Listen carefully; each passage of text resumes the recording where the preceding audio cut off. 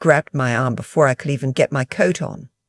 "Don't go in there yet," my son-in-law said. His voice was low, too low, the kind of low that means someone nearby isn't supposed to hear. I looked at him. Chester had been married to my daughter for 11 years. I knew his moods the way I knew the weather in Ohio. I could read the pressure before the storm came, and right now, every inch of him was telling me something was wrong. "Chester, what on earth?" "Please." He glanced toward the front door of the house, my daughter's house. The house I'd driven 4 hours to reach that morning because today was supposed to be the happiest day of my granddaughter's life. Little Abby was turning 16, and my daughter Renee had been planning this party for 6 months. The caterer, the decorations, the guest list. I'd heard about nothing else since February. "Just wait here with me for a minute. Please, Mom." He only called me Mom when he was scared. I stopped moving. "Tell me what's happening." He didn't answer right away. He looked at the door again, then at the driveway, then at his own hands. That was when I noticed he was still holding his car keys. He hadn't gone inside yet either. He'd been standing out here in the cold November air, waiting for me maybe, or waiting for something else. "How much do you know about the Hartwell account?" he finally said. I stared at him. "The what?" "Renee's savings account, the one her father left her." My chest went tight. My husband Raymond had passed 4 years ago, pancreatic cancer. 12 weeks from diagnosis to the end. He'd left everything in order. He was that kind of man, precise and careful, and part of what he'd left was a separate account for Renee. Not a fortune, but enough. $140,000, meant for Abby's college, meant for emergencies, meant to be untouched. "What about it?" I said. Chester looked at me, and for the first time in 11 years, I saw something I hadn't expected to see on his face. He looked like he was about to cry. I'd driven up from Columbus that morning in the dark, left at 5:30 because I wanted to get there early, wanted to help Renee set up before the guests started arriving at 2. She'd told me I didn't need to come early. She'd told me everything was handled, but I'm a mother. I don't stop being a mother just because my child is 43 years old and capable and has a husband and a house in Westerville and a daughter who's practically grown. I stopped for coffee in Granville, sat in the parking lot of a Sunoco and drank it out of a paper cup, and I thought about Raymond the way I always did when I was driving alone. He would have been in the passenger seat, reading the news on his phone, occasionally reading something out loud to me that I hadn't asked to hear, but always ended up finding interesting. He would have already texted Renee 3 times. He would have brought something, a pie, a small plant, something from the garden even in November, some last stubborn chrysanthemum he'd cut and wrapped in a paper towel. I missed him every single day, but on days like this, family days, milestone days, the missing had a different weight to it. It sat on the passenger seat next to me like a presence. I'd arrived at 9:15. The house looked quiet from the outside. I parked behind a car I didn't recognize, a silver Audi, newer, not Chester's, and I thought maybe Renee had hired extra help for the party. I grabbed my purse and my overnight bag, and I was heading for the front door when Chester appeared around the side of the house like he'd be watching for me. That was strange. That was the first thing that felt strange. He wasn't dressed for a party. He was in the same clothes I'd seen him in at Thanksgiving, the dark green fleece, the jeans, like he hadn't changed, like he hadn't been expecting today to go the way it was supposed to go. "Talk to me," I said. We were still standing in the driveway. My bag was on the ground by my feet. "Chester, right now, what is going on?" He pulled out his phone. His hands were shaking slightly, just slightly, the way hands shake when someone has been holding something back for too long, and the body starts to give before the mind is ready. He opened something on the screen and handed it to me. It was a bank statement. Renee's savings account. Raymond's account, the one I hadn't looked at in 3 years because it wasn't mine to look at. It was hers. It was what her father left her, and I had trusted that it was sitting there quietly, doing what it was supposed to do. The balance was $4,212. I read it again. I thought I'd misread it. I hadn't. When did this happen? I said. Over 18 months, Chester said. Transfers, small ones at first, a few hundred here, a few hundred there, then bigger, then regular. I found out 2 weeks ago when she forgot to close the window on her laptop. I wasn't snooping. I want you to know that. I wasn't snooping. I believe you. I've been trying to figure out how to... He stopped, pressed his mouth together. She doesn't know I know. And this morning when I woke up, I found something else. In the mail. It came yesterday, and I opened it because I thought it was the invoice from the caterer.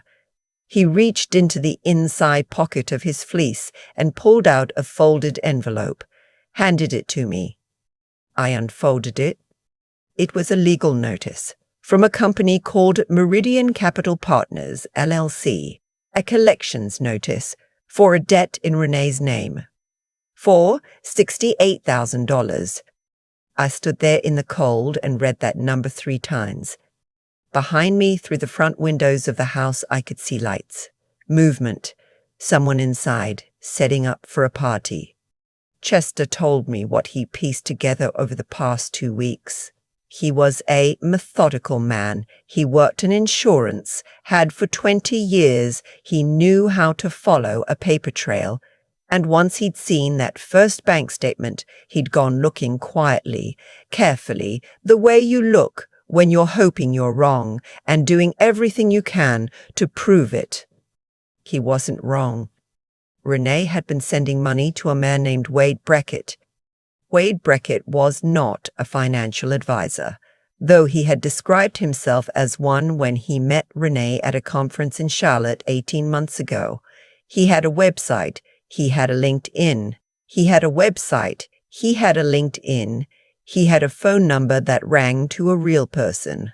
He had, as far as Chester could tell, convinced my daughter that he could double her money in 18 months through a private investment vehicle that was not registered with the SEC and did not, as far as Chester could determine, actually exist.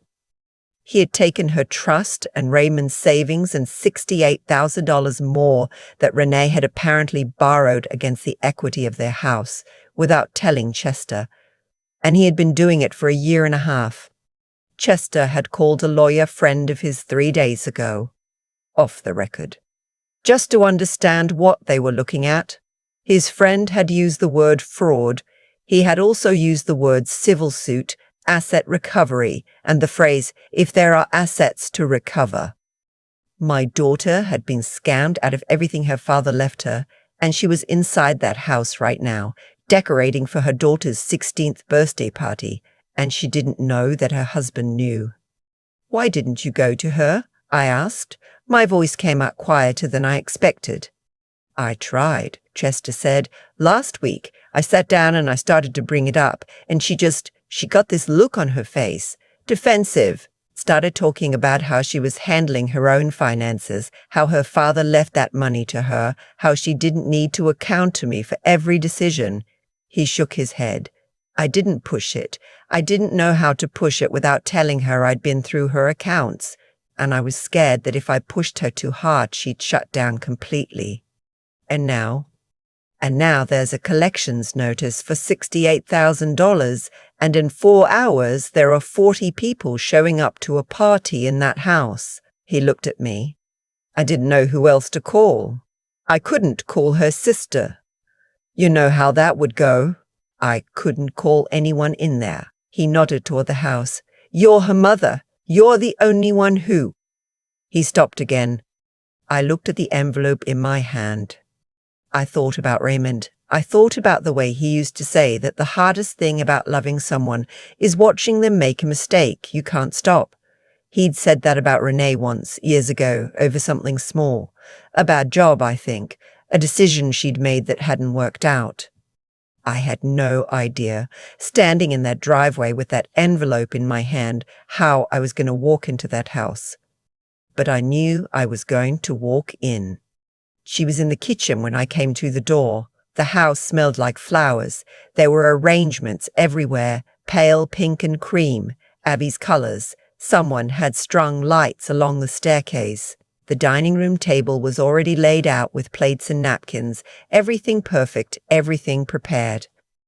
Renee looked up when she heard me come in, and her face broke into the smile that was specifically hers, the one that started in her eyes before it reached her mouth, the one that looked exactly like her father's and always stopped my breath a little. "Mom, you're early." "I'm always early." She came around the counter and hugged me. She smelled like the same shampoo she'd used since college. I held her a second longer than usual, and she laughed a little, the way she did when she thought I was being sentimental. I let go. I looked at her. She looked tired under the makeup, but that was nothing. She'd been planning this party for 6 months. She was allowed to be tired. "Where's Abby?" I asked. "Still sleeping, teenager." She rolled her eyes with pride. "She's going to come down at noon looking perfect and act like nothing took any effort." She turned back to the counter, started doing something with a tray of champagne glasses. "Do you want coffee? I just made a pot." "Renee." She didn't turn around. "It's the good stuff. I bought it at that place in Columbus you always." "Honey, I need to talk to you." She turned around then. Something in my voice, I think.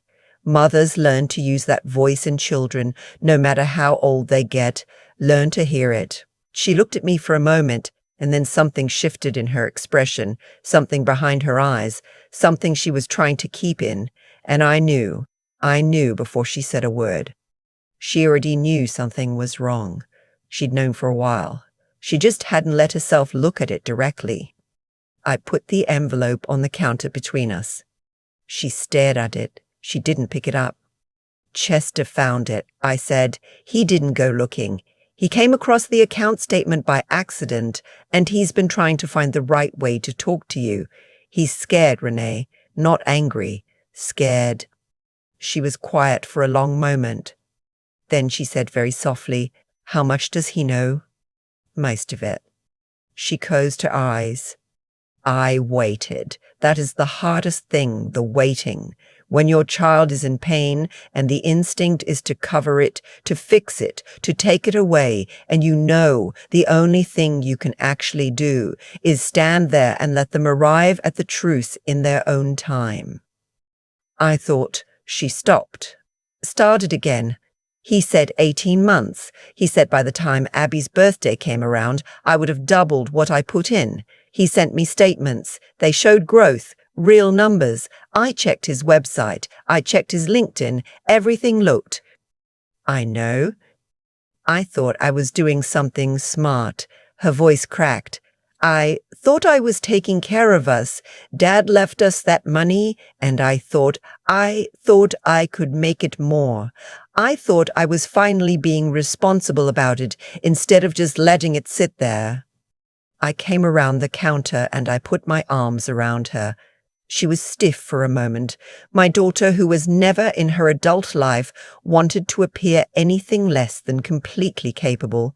And then she folded. She put her face against my shoulder and she cried. Hard, quiet crying, the kind that's been held in too long. I held her and I didn't say anything. There was nothing to say that was more important than the holding.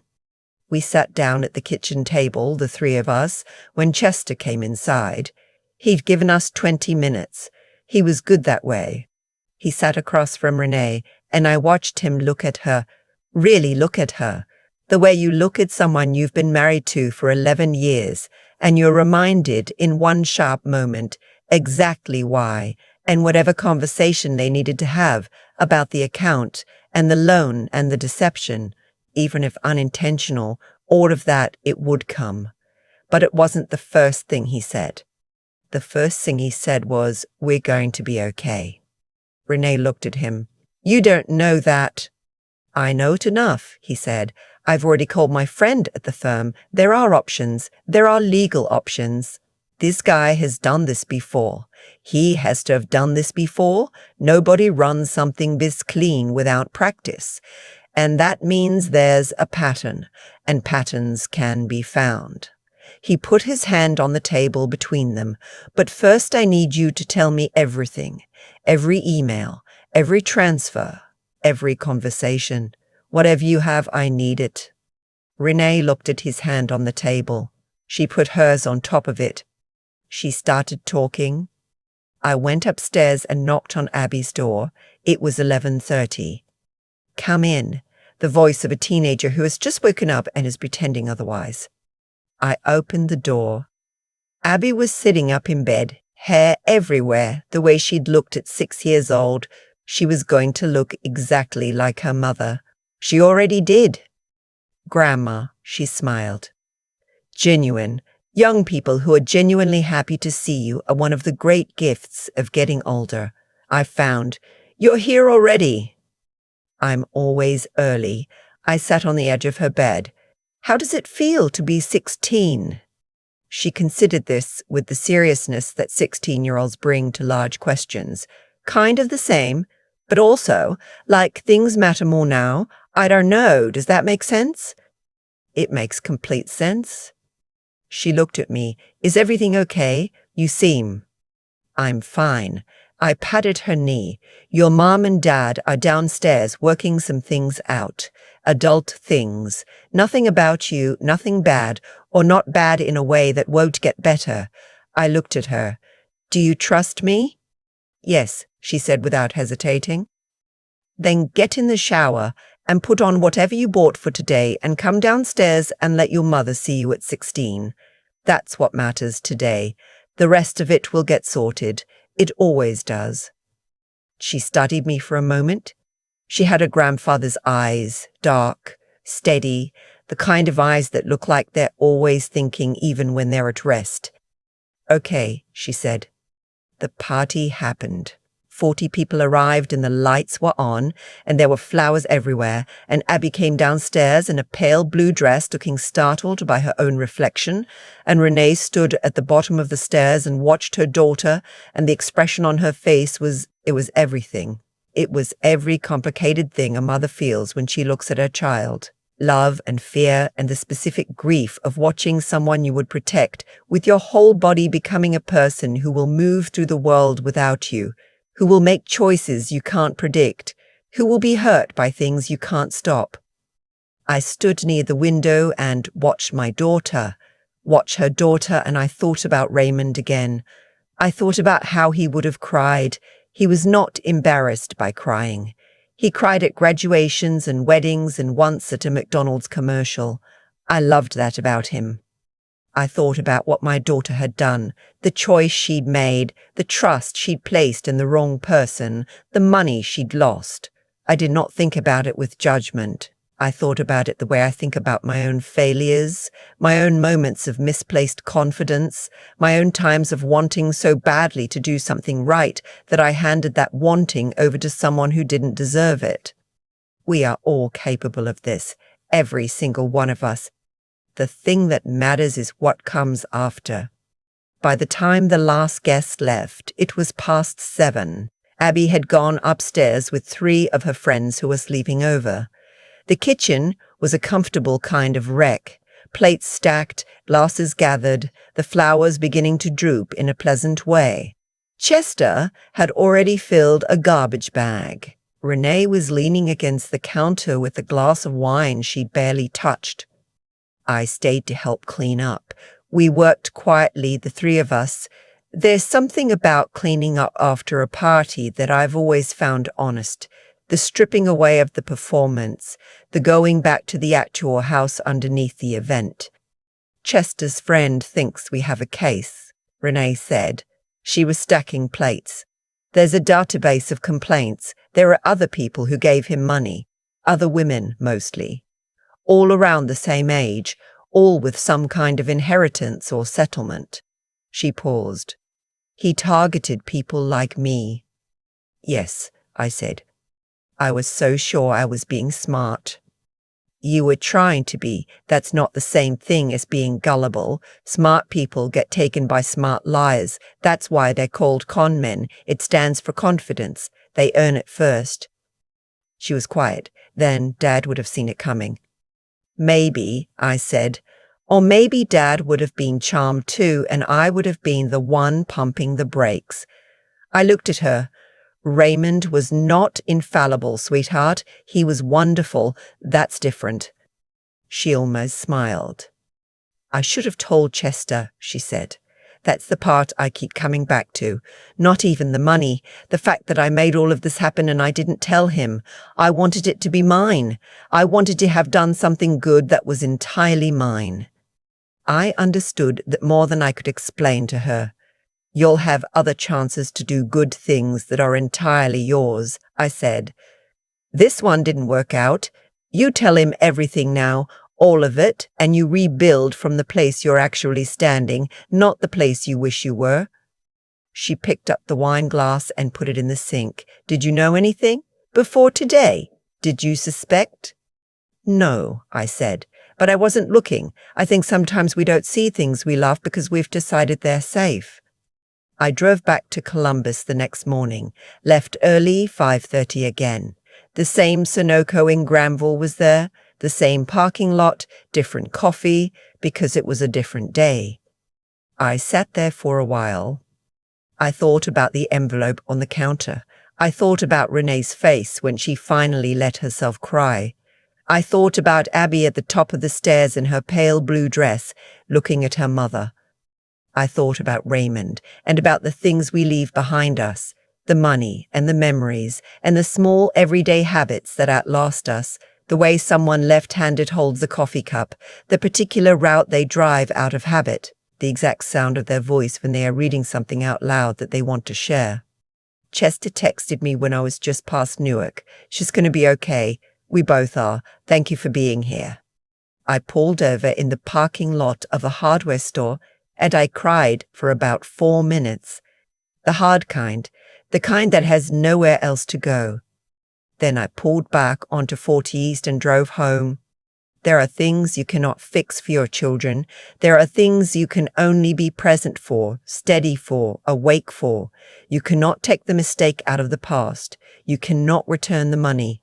You cannot undo the months of secrecy or restore the exact account balance that a man spent his life building and left behind because he wanted to give something solid to his family. What you can do is show up, early if possible. Stand in the driveway with the person who called you because there was no one else. Walk through the door even when you don't know what you're going to say. Put your arms around your daughter and let her cry until the crying is finished. That's the work. That's all the work, really.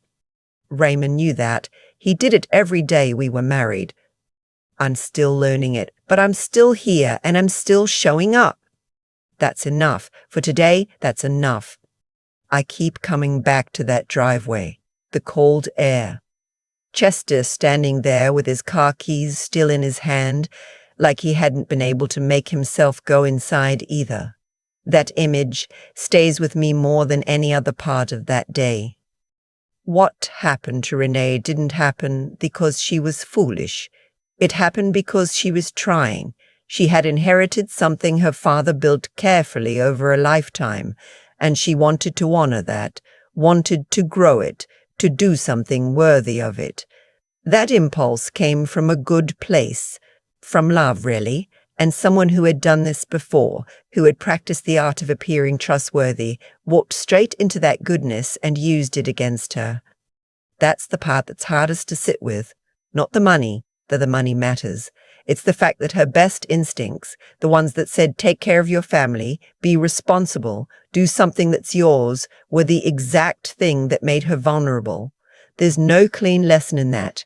There's no simple rule to follow next time.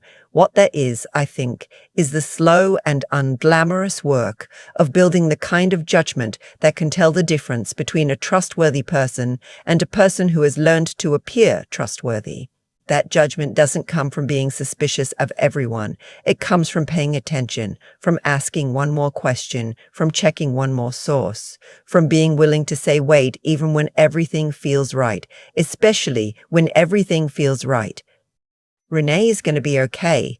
Chester meant it when he said it. He had already started working the problem before I even pulled into that driveway. That's what 11 years of a real marriage looks like. Not the absence of hard things, but the presence of someone who starts working on the hard thing before they even know how it ends. I have never been more grateful for him than I was that morning. And Abby, my Abby, 16 years old, in a pale blue dress, looking at her mother at the bottom of the stairs. She doesn't know the full story yet. She will, eventually. Renee will tell her, and when she does, I hope what Abby takes from it isn't your mother made a mistake, but something closer to the truth. Your mother was trying to build something, got knocked down by someone who didn't deserve her trust, told the truth when it was hard, and got back up.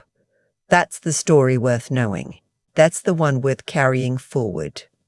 I've been thinking about what Raymond would have said. He was not a man who moralized. He didn't deliver lessons. What he did was show up and stay and keep his hand steady when things got hard.